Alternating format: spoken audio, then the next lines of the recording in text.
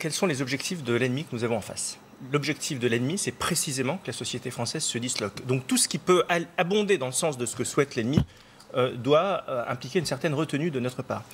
Qu'est-ce qui se passe aujourd'hui? Et quel est le vrai problème? Au-delà de toutes les mesures que l'on est amené à prendre, et je suis favorable à un régime d'ordre extrêmement sévère, faire appliquer la loi dans tout ce qu'elle nous permet de faire aujourd'hui. Mais le vrai problème, lequel est-il? Prenez la deuxième loi de Newton. Quand une force s'applique à une masse, si vous ne voulez pas que cette masse bouge ou se déstabilise, il faut exercer une autre force en face, une contre-force. Et cette contre-force, c'est quoi? Eh bien, c'est le récit national français. C'est quoi être français aujourd'hui? C'est quoi la République française? Si on n'est pas capable de mettre quelque chose dedans, si on n'est pas capable de faire passer à nos enfants, à nos petits-enfants, un idéal républicain, on a perdu la bataille. On a perdu la bataille, de fait, parce que la nature a horreur du vide. Et ce qui est en train de se passer aujourd'hui, c'est que nous avons une idéologie qui est en train de s'emparer d'un espace que nous avons laissé vacant. La réalité, c'est qu'aujourd'hui, dans les quartiers, vous avez une grande partie de la population qui a la boule au ventre, qui est traumatisée par ce qui est en train de se passer. Et nous avons le devoir, nous, République française, d'aller y imposer l'ordre par tous les moyens. Je dis bien par tous les moyens, parce que c'est l'intérêt de la République et c'est l'intérêt de la population qui y vit. Je voudrais rebondir sur l'intervention absolument surréaliste de Christophe Castaner. Et il a commencé en parlant du vivre ensemble. Et alors, le vivre ensemble, prononcé tel qu'il l'a prononcé, c'est une vision extrêmement bisounours. Voilà, c'est le vivre ensemble, tout le monde il est beau, tout le monde il est gentil. Mais le vivre ensemble, pourquoi d'ailleurs le qualifier comme tel? Le vivre ensemble, ça existe, ça s'appelle le contrat social, c'est la base de la République française. Et un contrat social, c'est quoi? Il y a des règles, il y a des droits et des devoirs.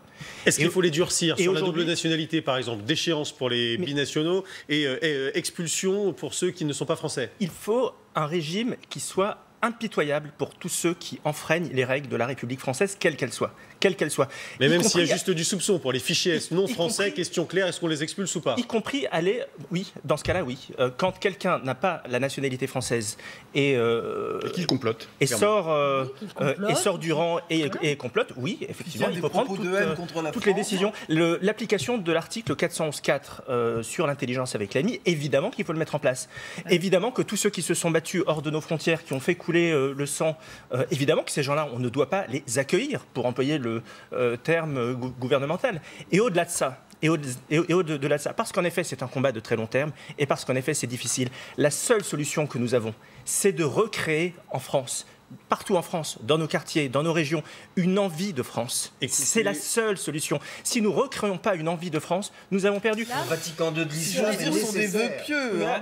Peut-être, mais... Enfin, si on ne dit pas que c'est nécessaire, Roselyne, c'est de trouver des... Je suis d'accord, je suis absolument d'accord avec Philippe Val, mais c'est de trouver des interlocuteurs. On voit bien qu'on ne les trouve pas. Ce qu'il y a de pernicieux dans ce qui est en train de se dire, quand on dit il faut demander aux musulmans d'eux, la réalité c'est qu'il y a d'un côté des radicalisés, et on peut difficilement discuter avec eux, et il y a d'un autre côté des citoyens français, qui par ailleurs sont musulmans. Et ceux-là n'ont pas envie de s'exprimer en tant que musulmans. Ils sont citoyens français. Non, mais ils peuvent s'exprimer en tant que citoyens français. Et en fait, je crois que le plus important, et ce que l'on pourrait faire, c'est ramener la fameuse formule de Clermont-Tonnerre à l'époque de Napoléon Bonaparte, s'agissant des Juifs, quand il avait dit il faut tout refuser aux Juifs en tant que nation, mais tout leur accorder en tant que citoyens.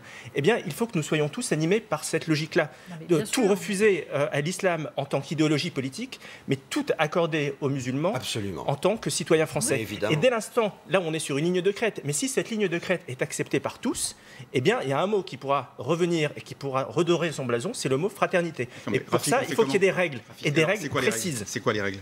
Mais déjà, les règles de la République française, vous savez très bien, Alexandre, qu'aujourd'hui, nous faisons les autruches dans les quartiers. Nous n'y allons pas, nous sommes lâches. Enfin, quand je dis nous, c'est la classe politique qui nous gouverne depuis 30 ou 40 ans. C'est ça la réalité. Il y a des dirigeants politiques locaux, des maires, qui font du clientélisme, qui louent des salles tout simplement pour acheter des voix. On le sait tout ça, et on ne fait rien.